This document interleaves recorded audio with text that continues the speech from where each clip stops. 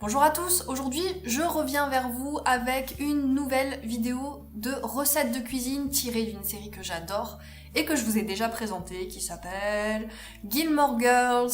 Donc en fait la semaine dernière, j'ai reçu ce petit objet éminemment sympathique que j'ai commandé aux États-Unis.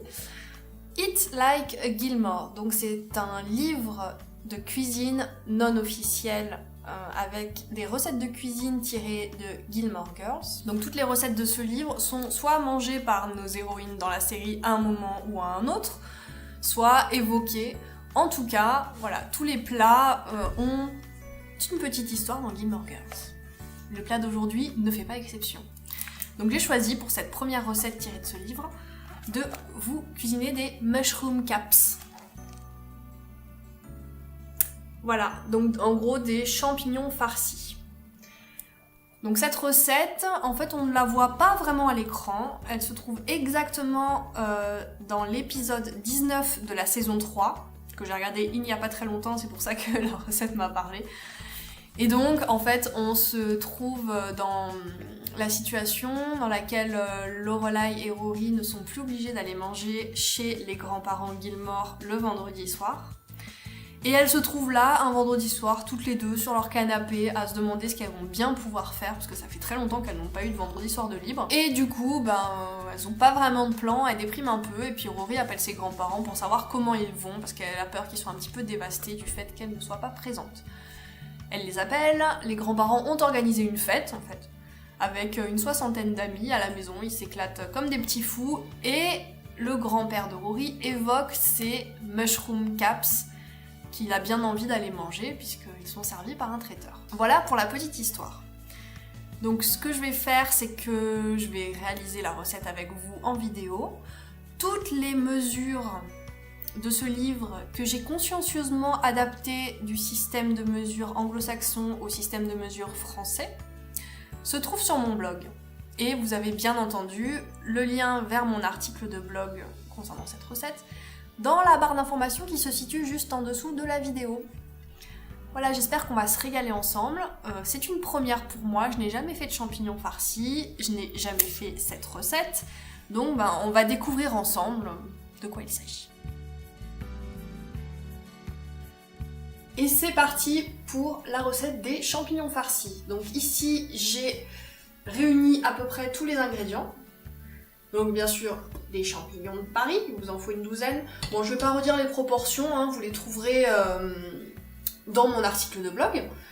Et on a du persil, une grosse gousse d'ail, de la pancetta, bien sûr des bons couteaux pour hacher finement tout ça, un œuf, du mascarpone, de la chapelure ou du panko, de la chapelure japonaise, du marsala, qui est un vin italien qui sert habituellement à cuisiner. Me semble-t-il d'ailleurs que c'est le vin initialement utilisé pour faire du tiramisu. Le vin qu'on ajoute avec le café pour imbiber les biscuits. Donc dans la recette, ils utilisent du vinaigre balsamique. Je n'en ai pas chez moi et j'utilise pas ce genre de vinaigre, donc j'ai pris du vinaigre de cidre en même temps. Il n'y en a pas énormément dans la recette, donc la différence sera pas énorme, du sel, du poivre, et au niveau des ustensiles, une grande poêle pour cuire les champignons, et un saladier pour mixer le tout. J'ai trouvé cette bouteille de marsala que je n'avais pas ouverte et qui prenait la poussière chez moi. Je vous avoue que j'ai pas l'habitude d'utiliser ce vin, donc ce que je vais faire, c'est que je vais goûter. Bon, alors je vous préviens aussi, je suis pas une amatrice de vin, il se peut que je n'aime pas du tout.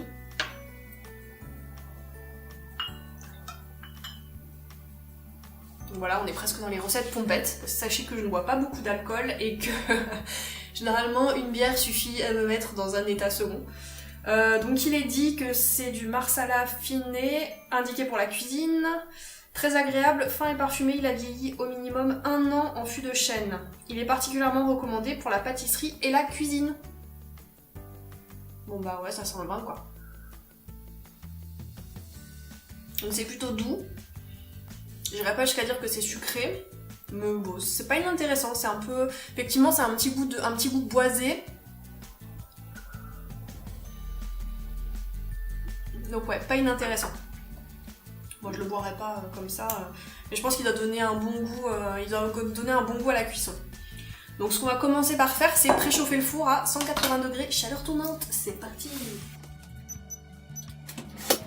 Et on prépare une plaque avec du papier sulfurisé pour enfourner nos champignons plus tard. Donc ce qu'on commence à faire, c'est enlever le pied des champignons. Surtout, vous ne le jetez pas, c'est tout à fait comestible. Vous pouvez vous en faire une petite poêlée, le hacher pour l'intégrer à un plat. Ou si vous voulez faire une version végétarienne de ces champignons farcis, eh ben, je pense que vous pouvez l'utiliser à la place de la pancetta pour donner un peu de corps à la farce. Et voilà, rappeler le petit goût de champignon. Je pense que c'est pas une mauvaise idée, je l'ai jamais testé, je vous donne cette idée sur le vif. Ma foi, pourquoi pas. Donc, on enlève les pieds. D'ailleurs, j'ai pris un couteau, je sais même pas si c'est nécessaire. Voilà. On fait ça, et puis, ah, le pied s'en va.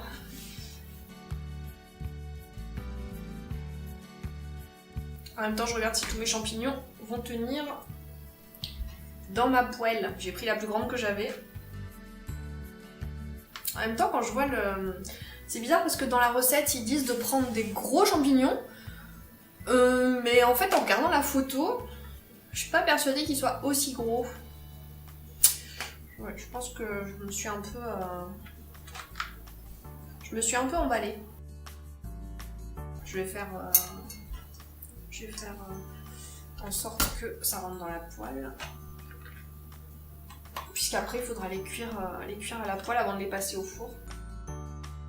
Bon ben voilà, j'ai 11 champignons qui rentrent dans cette poêle. Donc je vais m'arrêter à 11. J'ai mis mes champignons de côté et on va commencer cette recette par la farce. Donc pour l'instant, hop, vous voyez j'ai une échalote, j'ai quelques tranches de pancetta, c'est parti, il faut que je les émince assez finement.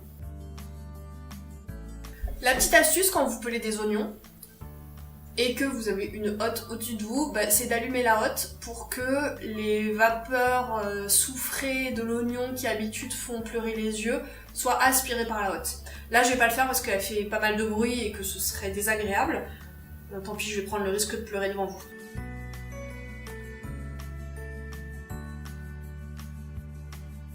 Et maintenant la pancetta.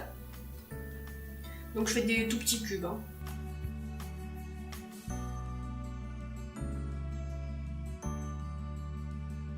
Et je vais mettre de l'huile dans la poêle pour la chauffer. Donc de l'huile d'olive, qui est produite par un ami à nous, pas loin d'ici, à Sussang. Hop. Bon, je mets une bonne cuillère. Hein. Et je mets feu assez fort quand même pour que ça grille un peu. Donc j'attends que mon huile soit chaude pour y mettre le mélange d'échalote et de pancetta. Et pendant ce temps, je vais peler ma gousse d'ail. Donc j'ai une grosse gousse d'ail.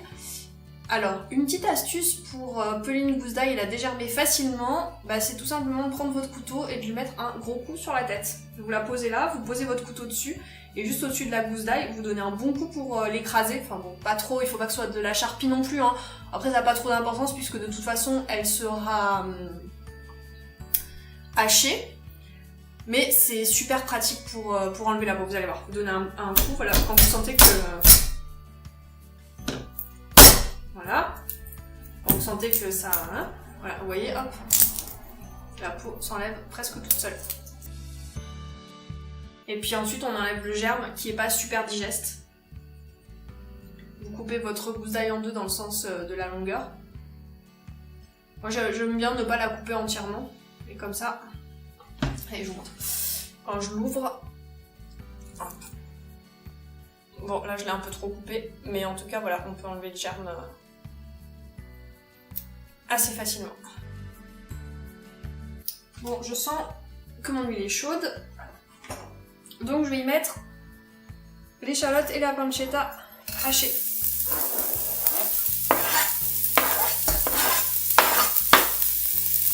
Et donc là, c'est pas compliqué, il faut laisser cuire 5 minutes. Voilà, il s'est passé 2-3 minutes. J'ai remué régulièrement ma pancetta et mon échalote dans ma poêle.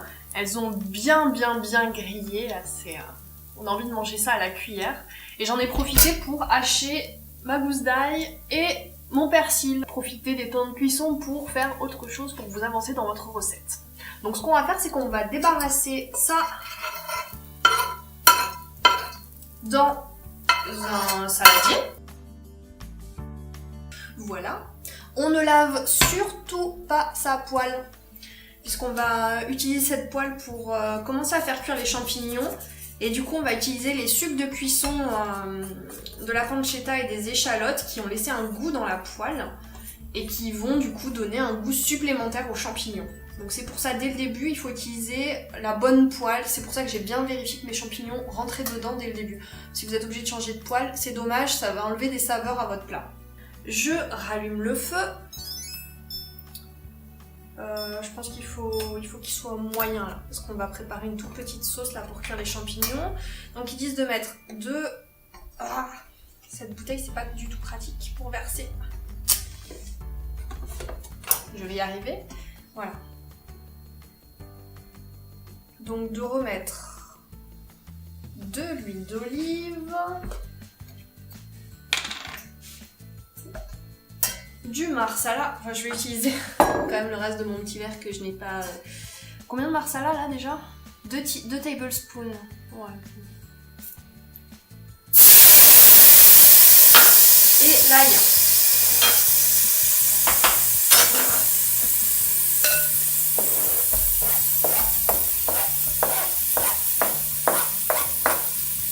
Voilà. Je vais rajouter un peu de marsala pour remettre un peu de liquide. Et donc là, voilà, ils disent laisser cuire à peu près 2 minutes. J'ai mis le feu sur moyen bas quand même, histoire que l'ail ne crame pas. Donc voilà, on laisse cuire 2 minutes. Ça fait donc 2 minutes que mon mélange huile d'olive, marsala, ail est en train de mijoter dans ma poêle. On va rajouter les champignons. Donc ils disent voilà, de les mettre, de les tourner régulièrement et de les enlever lorsqu'ils atteignent une couleur un peu dorée des deux côtés. Bon voilà, ça cuit. Je suis un peu inquiète parce que je trouve qu'il n'y a pas beaucoup de liquide dans la poêle. J'espère que les champignons vont vite rendre leur eau de végétation. Donc là on va préparer la farce maintenant. Donc on prend le saladier dans lequel on a mis la pancetta et l'échalote et on va rajouter les ingrédients pour faire la farce. C'est-à-dire le panko, si vous n'avez pas de panko, de la chapelure.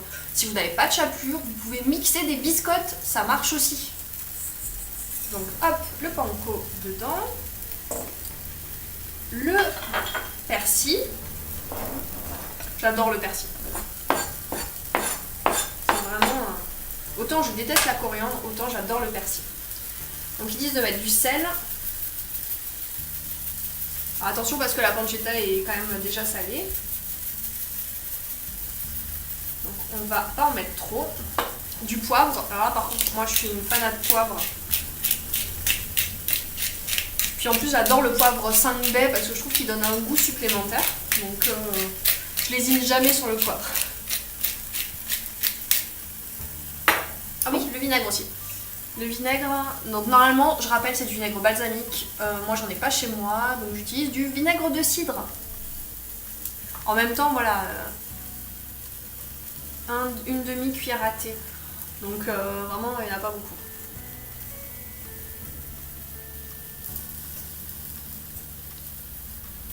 Voilà. Je pense que ça suffit. Et un œuf. Un œuf du jardin. Voilà. Et on mélange. Bon, ils disent de mélanger avec les doigts. Je vous avoue que ça m'embête de me salir les doigts là pour ça, alors que je sais que ça marchera très bien à la cuillère. En tout cas, ça sent super bon. Voilà. Et je vais retourner mes champignons parce que je suis en train de voir que mon ail il est en train de cramer légèrement. Ce qui n'est pas très bon signe. Hop, j'ai une cuillère.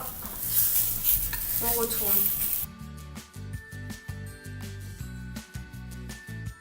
Donc en fait, vous savez que vos champignons sont prêts sont cuits, pour cette recette en tout cas, quand vous entendez qu'ils commencent à dégager de l'eau. Vous commencez à entendre des petits bruits d'ébullition dans votre poêle. Donc là, c'est le bon moment, ça y est, vous pouvez les débarrasser sur votre plaque qui va aller au four, recouverte d'un papier cuisson. Les champignons sont sur la plaque pour aller au four, et maintenant on va les remplir avec de la farce. Donc tout simplement, hein, vous prenez une cuillère et puis vous remplissez les champignons. C'est pas plus compliqué que ça. Ah, c'est chaud!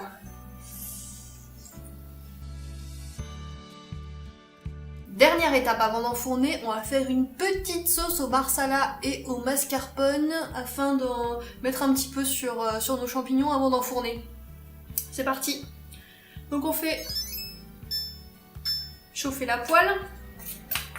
Donc dedans, il y a tous les sucs de cuisson, de la pancetta, des échalotes, de l'ail, marsala, champignons, enfin bref, une tuerie. Donc il faut absolument récupérer tout ce qu'il y a au fond. Donc pour ça, on chauffe la poêle assez fort. Donc on attend un petit peu que ça chauffe. On va y mettre le marsala pour déglacer et bien frotter. Et ensuite on y ajoutera le mascarpone pour faire quelque chose d'un peu crémeux. Donc là je sens que ma poêle chauffe. Je vais ajouter le marsala. Vous attendez qu'il commence à bouillonner légèrement. Ne restez pas au-dessus de la casserole comme moi, sinon vous allez finir complètement pompette puisque l'alcool s'évapore. Et donc là voilà, quand ça bouillonne un peu, vous prenez une petite spatule et puis vous venez gratter le fond de la poêle. Normalement ça devrait bien se décoller. Voilà, j'ai bien décollé tous les sucs. Donc maintenant je vais ajouter mon mascarpone. Je baisse un peu le feu puisque là le but c'est juste de faire fondre le mascarpone avant de venir appliquer cette sauce sur les champignons. Tout simplement, c'est pas compliqué. Et voilà, le mascarpone a fondu, la sauce est prête, elle dégage une odeur incroyable. J'ai bien envie de la goûter en fait, je pense que je vais la goûter.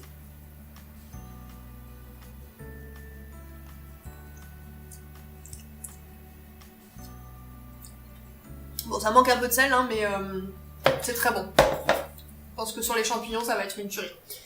Donc ce que je fais, c'est que je vais, pour plus de simplicité, je vais la verser dans un verre mesureur. Et je vais venir en verser sur mes champignons.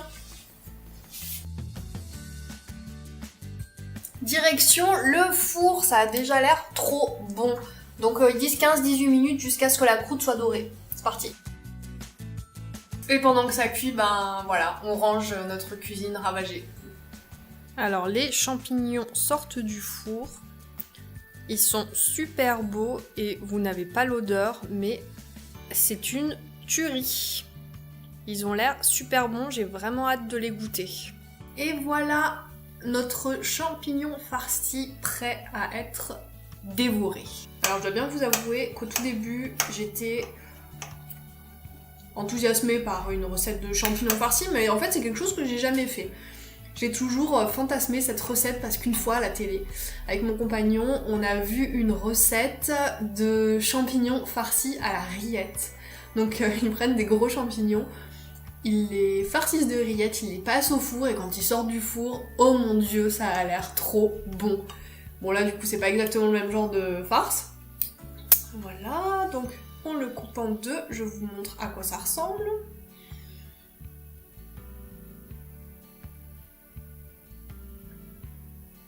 Franchement, ça a l'air trop bon et encore comme je vous l'ai dit, vous n'avez pas l'odeur mais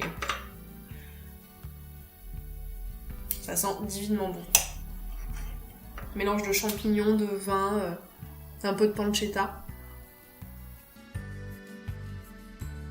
C'est très très bon. Le champignon est bien cuit, il est fondant. La farce à l'intérieur est fondante. À l'extérieur, elle est croustillante. On a bien le goût du marsala.